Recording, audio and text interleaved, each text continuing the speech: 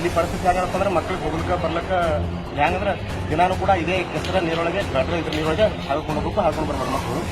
ಆದರೂ ಕೂಡ ಗ್ರಾಮ ಪಂಚಾಯತಿಯವರಿಗೆ ನಾವು ಹಲವಾರು ಸಾರಿ ಅರ್ಜಿ ಕೊಟ್ಟಿದ್ದೇವೆ. ಇವನು ಕೂಡ ಕೊಟ್ಟಿದ್ದೆವು, ತಾಲೂಕ್ ಪಂಚಾಯತ್ ವಿಡಿಯೋನು ಕೊಟ್ಟಿದ್ದೆವು. ಎಲ್ಲ ಕೊಟ್ಟರು ಕೂಡ ಇಲ್ಲಿ ಒಂದೇ ಒಂದು ಕೆಲಸ ಕಾರ್ಯಗಳನ್ನು ಕೂಡ ಇವು ಮಾಡಿಲ್ಲ.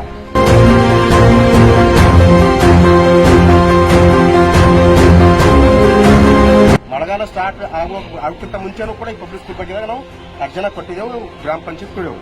ಆದ್ರೆ ಇವತ್ತು ನೋಡಿದ್ರೆ ಇವತ್ತು ಮಳೆಗಾಲ ಮುಗಿಲಿಕ್ಕೆ ಹೊತ್ತು ಇನ್ನೂ ಕೂಡ ಇಲ್ಲಿ ಈ ದುರಸ್ಥಿತಿಯನ್ನ ನೋಡ್ಬೇಕಿತ್ತ ಎಲ್ಲರೂ. ಯಾಕಂದ್ರೆ ಕೆರೆಯಂತಾದ ಕರಜಗಿ ಕರ್ನಾಟಕ ಪಬ್ಲಿಕ್ ಶಾಲೆ ಆಟದ ಮೈದಾನ. ಹೌದು ವೀಕ್ಷಕರೇ, ಕಲಬುರಗಿ ಜಿಲ್ಲೆ ಅಫಜಲ್ಪುರ ತಾಲೂಕಿನಲ್ಲಿ ಕಳೆದ 2 ದಿನಗಳಿಂದ ಸುರಿದ ಭಾರೀ ಮಳೆಗೆ ಕರಜಗಿಯ ಕರ್ನಾಟಕ ಪಬ್ಲಿಕ್ ಶಾಲೆ ಆಟದ ಮೈದಾನ ಸಂಪೂರ್ಣವಾಗಿ ಜಲಾವೃತವಾಗಿದೆ.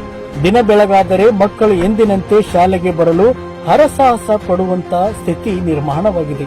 ಉರ್ದು ಹಾಗೂ ಪ್ರೌಢಶಾಲೆಯಲ್ಲಿ ಸರಿಸುಮಾರು 500ಕ್ಕಿಂತ ಹೆಚ್ಚಿನ ಮಕ್ಕಳು ವಿದ್ಯಾಭ್ಯಾಸ ಮಾಡುತ್ತಿದ್ದು, ಇಲ್ಲಿ ಇಷ್ಟೆಲ್ಲ ಆದರೂ ಕೂಡ ಯಾರು ಕೇಳುವರಿಲ್ಲ.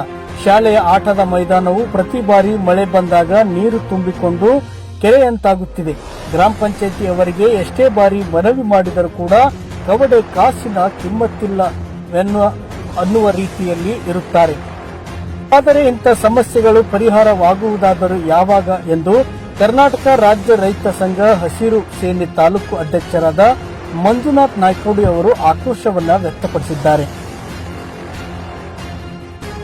ಕರ್ನಾಟಕ ಪಬ್ಲಿಕ್ ಸ್ಕೂಲ್ ಕರಜಗಿ ಇವತ್ತು ಗ್ರಾಮ ಪಂಚಾಯತ್ ಹಲವಾರು ಬಾರಿ ಕೂಡ ನಾವು ಅರ್ಜಿ ಕೊಟ್ಟರೂ ಕೂಡ ಕಸದ ಒಂದು ಚರಂಡಿಯ ವ್ಯವಸ್ಥೆ ಈ ಕರ್ನಾಟಕ ಪಬ್ಲಿಕ್ ಸ್ಕೂಲ್ ಬಳಿ ನೀವು ನೋಡ್ಲಾಗತ್ತೀರಿ. ಈಗ ಇಲ್ಲಿ ಪರಿಸ್ಥಿತಿ ಹೆಂಗಪ್ಪ ಅಂದ್ರೆ ಮಕ್ಕಳಿಗೆ ಹೋಗ್ಲಿಕ್ಕೆ ಬರ್ಲಿಕ್ಕೆ ಹೆಂಗಂದ್ರೆ ದಿನಾನು ಕೂಡ ಇದೇ ಕೆಸರ ನೀರೊಳಗೆ ಗಟ್ರ ಇದ್ರ ನೀರೊಳಗೆ ಹಾಕೊಂಡು ಹೋಗ್ಬೇಕು ಹಾಕೊಂಡು ಬರ್ಬೋದು ಮಕ್ಕಳು. ಆದರೂ ಕೂಡ ಗ್ರಾಮ ಪಂಚಾಯತಿಯವರಿಗೆ ನಾವು ಹಲವಾರು ಸಾರಿ ಅರ್ಜಿ ಕೊಟ್ಟಿದ್ದೆವು. ಇವನು ಕೂಡ ಕೊಟ್ಟಿದ್ದೆವು, ತಾಲೂಕ್ ಪಂಚಾಯತ್ ವಿಡಿಯೋನು ಕೊಟ್ಟಿದ್ದೆವು. ಎಲ್ಲ ಕೊಟ್ಟರು ಕೂಡ ಇಲ್ಲಿ ಒಂದೇ ಒಂದು ಕೆಲಸ ಕಾರ್ಯಗಳನ್ನು ಕೂಡ ಇವರು ಮಾಡಿಲ್ಲ. ಮಳೆಗಾಲ ಸ್ಟಾರ್ಟ್ ಆಗೋಕ್ಕಿಂತ ಮುಂಚೆನೂ ಕೂಡ ಈ ಪಬ್ಲಿಕ್ ಸ್ಕೂಲ್ ಬಗ್ಗೆ ನಾವು ಅರ್ಜನ ಕೊಟ್ಟಿದ್ದೆವು, ಗ್ರಾಮ ಪಂಚಾಯತ್ ಕೊಡೆವು. ಆದ್ರೆ ಇವತ್ತು ನೋಡಿದ್ರೆ ಇವತ್ತು ಮಳೆಗಾಲ ಮುಗಿಲಿಕ್ಕೆ ಹೊತ್ತು ಇನ್ನೂ ಕೂಡ ಇಲ್ಲಿ ಈ ದುರಸ್ಥಿತಿಯನ್ನ ನೋಡ್ಬೇಕಿತ್ತ ಎಲ್ಲರೂ.